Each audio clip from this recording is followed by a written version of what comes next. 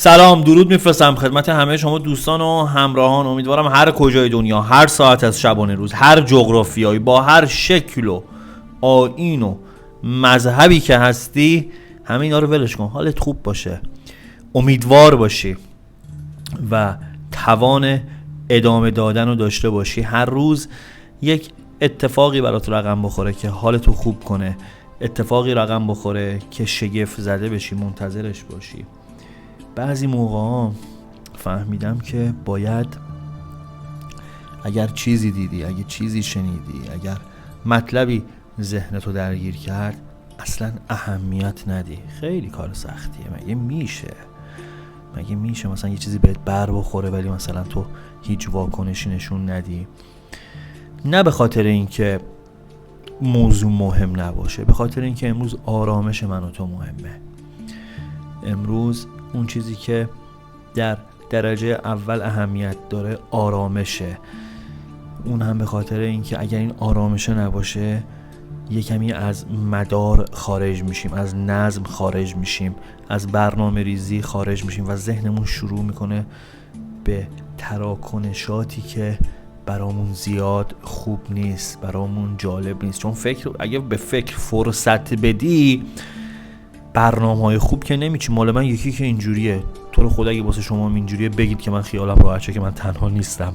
خواهش میکنم بگید. ذهن من فرصت پیدا میکنه خبرهای خوبی بهم نمیده، ذهنم فرصت پیدا میکنه آدرس خوبی بهم نمیده. کلا ذهنم دوست خوبی واسه من نیستش اگر حواسم بهش نباشه، اگه مدیریتش نکنم. فوری میخواد بگه فلان چیز خیلی بده، فلان موضوع بد پیش میره، با فلان کسا که رابطه کاری تو شروع کردی حتما سرت میخواد کلاه بذاره، چه میدونم اون یکی داره پشت سرت. ببین خیلی بهش فکر نکن. بعضی موقع ما که دیگه حریف افکارمون که نمیشیم، که میگن که ما مسئول افکارمون نیستیم، فقط مسئول رفتارمون هستیم. بعضی جاها نباید خیلی اهمیت بدیم. چیزی دیدی، گفتم چیزی شنیدی، اذیتت کرد، مسیر رو ادامه بده، خیلی توجه نکن. حالا حرفای دیگه است که میگن ولی خب دیگه نمیتونم اینجا باید مؤدب باشم و همین خواستم اینو بهت بگم. چرا کمترین کاری که موقعی که اهمیت بدیم به این مسائل، خب کمترین کاری که میکنیم اینه که اگر با خود طرف، با خود کسی که اون موضوع واسمون پیش اومده نتونیم حرف بزنیم، میریم پشت سرش حرف میزنیم، بعد اسمش هم میذاریم درد و دل. من اصلا با فلانی دارم درد و دل. نه بابا، درد و دل چیه؟ داری پشت سر یارو حرف میزنی، این خودش نقصت فعال شده و خود پشت سر حرف زدن خودش چه میدونم یه نقص خیلی بزرگه. نمیخوایم اینجا بیان ریشه یابی کنیم نواقص و اینکه چه اتفاقاتی پشت هر نقص رخ میده، ولی با خودش 100 تا نقص دیگه فعال میشه. ولش کن، اهمیت نده. همه اینا رو به تو نگفتم، به خودم گفتم. بریم سراغ پیام امروز تا ببینیم کائنات در قامت کلام حافظ چه پیامی برامون داره.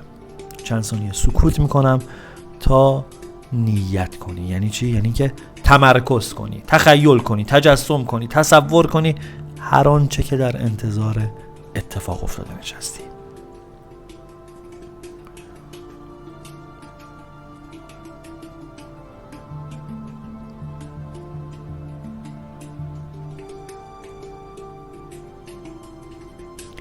خب اگر آماده ای ببینیم و بشنویم پیام امروز. به سر جام جم آنگه نظر توانی کرد که خاک میکده کحل بصر توانی کرد.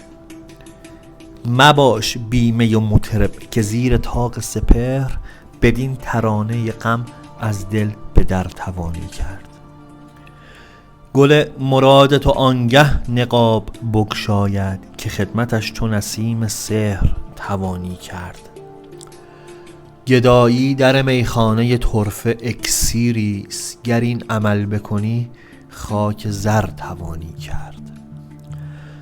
به عزم مرحله عشق پیش نه قدمی که سودها کنی از این سفر توانی کرد.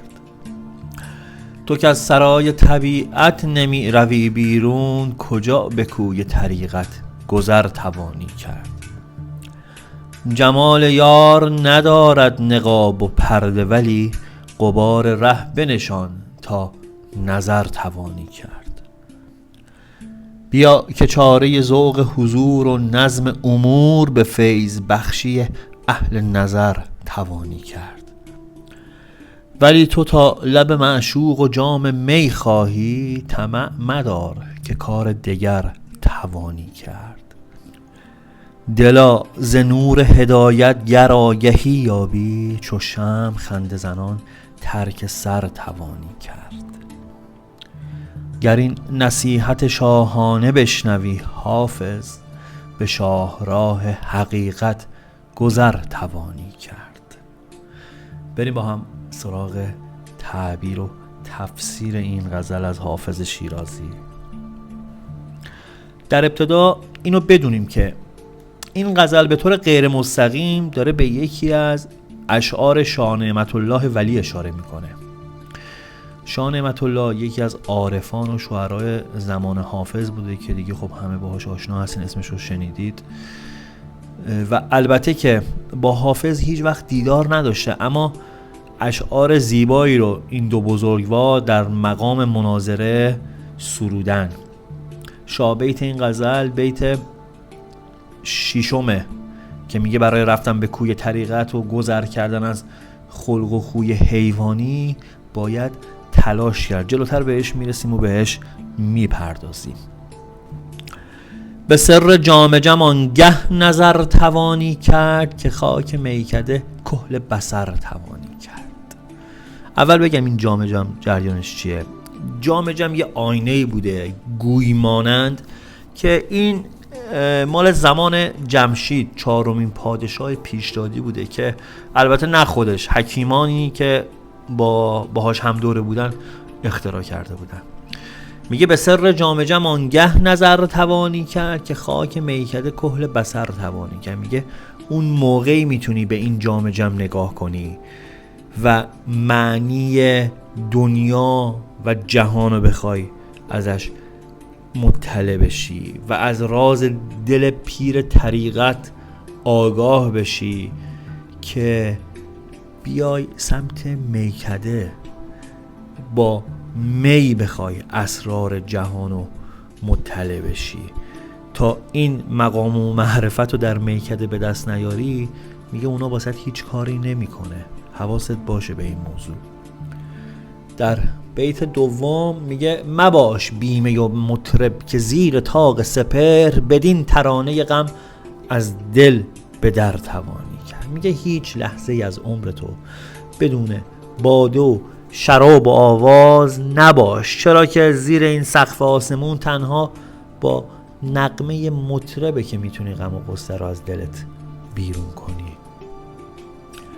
گل مراد تو آنگه نقاب بگشاید، که خدمتش چون نسیم سحر توانی کرد. میگه گل آرزوهای تو زمانی پرده از رخ برمیداره و شکوفا میشه. یعنی میگه تو وقتی به آرزوهات میرسی، به مراد دلت میرسی، که در خدمت می و مطرب باشی و مثل نسیم سحرگاهی برای شکوفاییش تلاش کنی.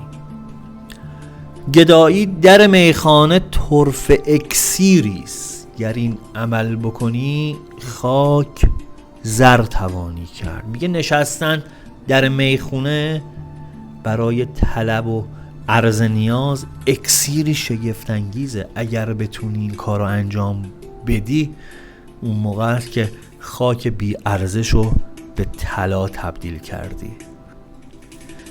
به عزم مرحله عشق پیش نه قدمی، که سودها کنی ار این سفر توانی کرد. میگه به قصد قدم برداشتن در راه سفر و عشق اگر تلاشی بکنی توی این مسیر قدم بذاری، اون موقع است که میتونی سود کنی، اون موقع است که میتونی به درجات عالی برسی.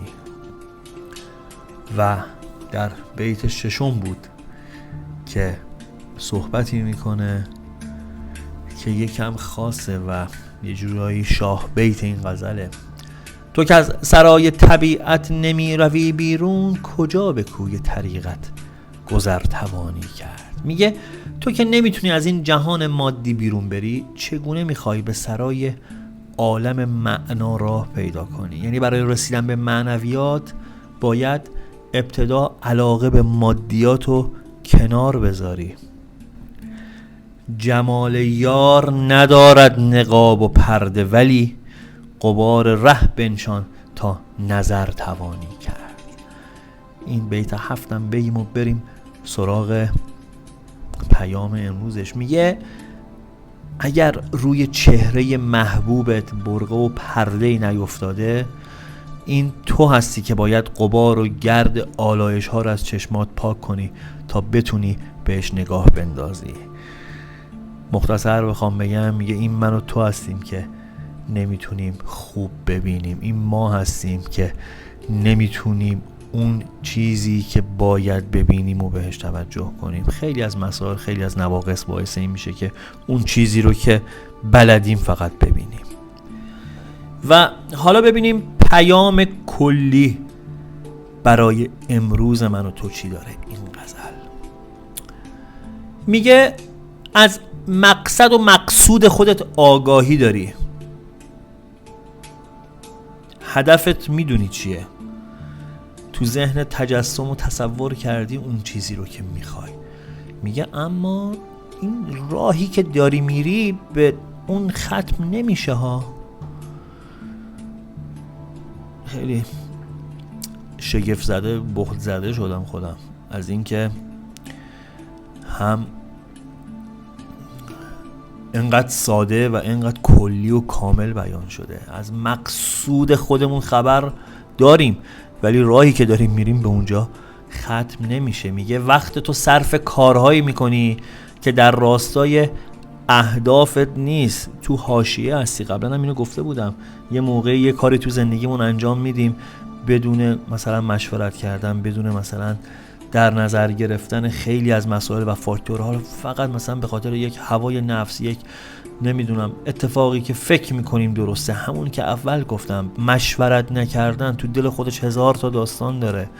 خیلی از مواقع میدونیم اگه بریم با کسی مشورت کنیم چیزی رو بهمون میگه که ما دلمون نمیخواد بشنویم، پس میگیم مثلا ول کن، قید مشورت کردن رو میزنیم. خیلی از مواقع دیگه هوشیار شدیم، میدونی، میگه خب مشورت میکنیم، میریم اول کار رو انجام میدیم، بعد میریم مشورت میکنیم، میگیم خب حالا چی کار باید بکنیم. پیام خیلی جالب داره، میگه میدونیم که داریم مسیری که داریم میریم به اونجا ختم نمیشه، ولی خودمونو داریم گول میزنیم.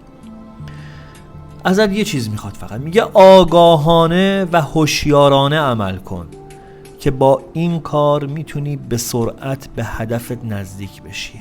حالا شرط این آگاهانه و هوشیارانه عمل کردن چیه؟ میگه یه کار خیلی ساده است. شرطش اینه که توی راهی که داری میری از دروغ و ریا مبرا باشی. این تنها کاریه که باید بکنی.